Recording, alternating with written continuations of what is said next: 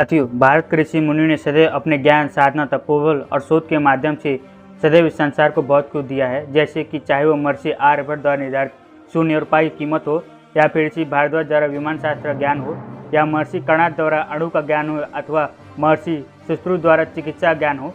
यह सारा ज्ञान हमारे ऋषि मुनियों ने वेदों से प्राप्त कर निस्वार्थ भाव से समस्त संसार को दिया है, जिसका लाभ आज तक समस्त संसार को मिल रहा है।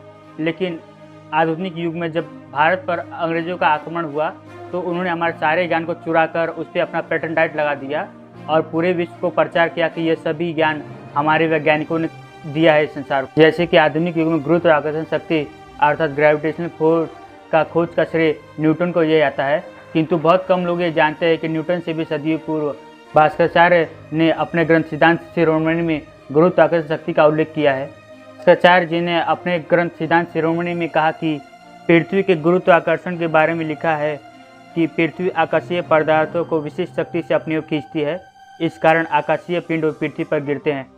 प्राचीन भारत में भास्कराचार्य एक महान गणितज्ञ और ज्योतिषशास्त्र के विद्वान थे। इनके द्वारा रचित मुख्य ग्रंथ सिद्धांत शिरोमणि है, जिसमें लीलावती, बीजगणित, ग्रह गणित तथा गोलाध्यक्ष नामक 4 भाग है।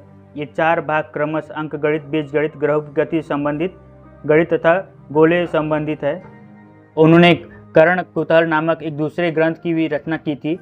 ये अपने समय के प्रसिद्ध गणितज्ञ थे। कथित रूप से ये उज्जैन की वेधशाला के अध्यक्ष भी थे। उन्हें मध्यकालीन भारत का सर्वश्रेष्ठ गणितज्ञ माना जाता है। वह प्रथम गणितज्ञ थे जिन्होंने पूरे आत्मविश्वास के साथ कहा था कि कोई संख्या जब शून्य से विभक्त की जाती है तो अनंत हो जाती है, और उसी प्रकार की संख्या और अनंत का जोड़ भी अनंत होता है। भास्कराचार्य को अवकल गणित का संस्थापक भी कह सकते हैं। न्यूटन के जन्म के 800 वर्ष पूर्व ही इन्होंने गोलाध्याय नामक ग्रंथ में माध्यक आकर्षण तत्व के नाम से गुरुत्वाकर्षण के नियम की विवेचना की है। ये प्रथम व्यक्ति है जो ने दशमलव प्रणाली की क्रमिक रूप से व्याख्या की है। इनके ग्रंथों की कई टीकाएं हो चुकी तथा देश और विदेशों में बहुत सी भाषाओं में इनके लिखे ग्रंथों का अनुवाद हो चुका है। ब्रह्मगुप्त के खगोल के मॉडल का अनुसरण करते हुए भास्कराचार्य ने अनेकों गोलकीय राशियों का परिशुद्ध मान बताया।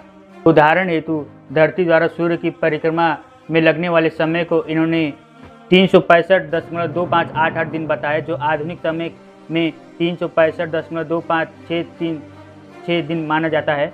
भास्कराचार्य गणित खगोल विज्ञान में महत्वपूर्ण योगदान रहा, जिसमें बीजगणित, त्रिकोणमिति, कलन और गुरुत्वाकर्षण के प्रारंभिक सिद्धांत शामिल है। उन्होंने अपने ग्रंथ सिद्धांत शिरोमणि में ग्रहों की गति, सौर और चंद्र ग्रहण की भविष्यवाणी, विज्ञान समीकरणों का हल करने का तरीका और अनंत व कलन के प्रारंभिक अवधारणाओं का भी वर्णन किया। तो महान वैज्ञानिक भास्कराचार्य के महान कार्यों को एक छोटे से वीडियो के माध्यम से समझाना लगभग असंभव है। इसलिए साथियों, इस वीडियो को यहीं विराम देते हैं। आशा करता हूँ वीडियो आपको समझ में आया होगा। अगर वीडियो पसंद आए तो शेयर जरूर कीजिए, जिससे महान वैज्ञानिक भास्कराचार्य के महान कार्यों का प्रचार हो सके, सनातन धर्म का प्रचार हो सके। जय भारत।